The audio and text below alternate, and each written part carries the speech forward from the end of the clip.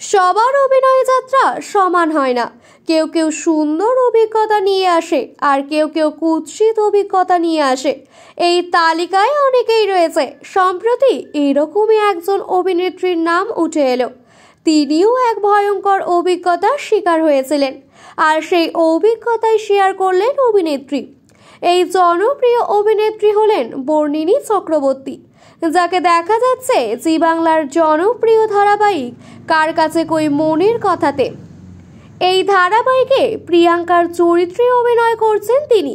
তার চরিত্রটা নেগেটিভ।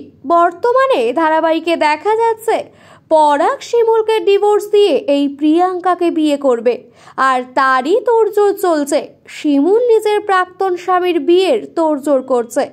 এই ধারাবাহিক ছাড়াও তাকে দেখা যাচ্ছে মিঠি ছোড়া ধারাবাহিকে, সেখানেও তার চরিত্রটি খল। রিয়েল লাইফে প্রিয়া খল হলেও বাস্তবে কিন্তু তা নয়। বর্ণিনীর বাস্তব জীবনটা অনেকটা কঠিন। সম্প্রতি দিদি নাম্বার 1-এ এসেছিলেন তিনি। সেখানেই জানালেন নিজের অভিজ্ঞতার কথা। ছোটবেলা থেকেই অভিনেত্রী মধ্যবিত্ত পরিবার থেকেই বড় হয়েছেন।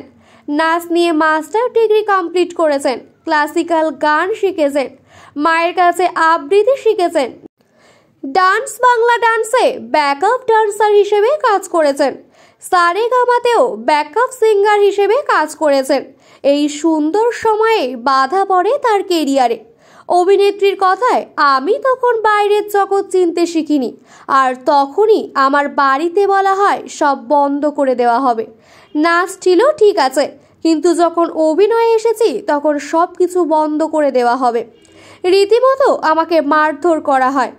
আমি সেই মুহূর্তের সিদ্ধান্ত নিই, আমাকে এখান থেকে বেরিয়ে যেতে হবে, না হলে আমি আমার লক্ষ্যে পৌঁছাতে পারবো না।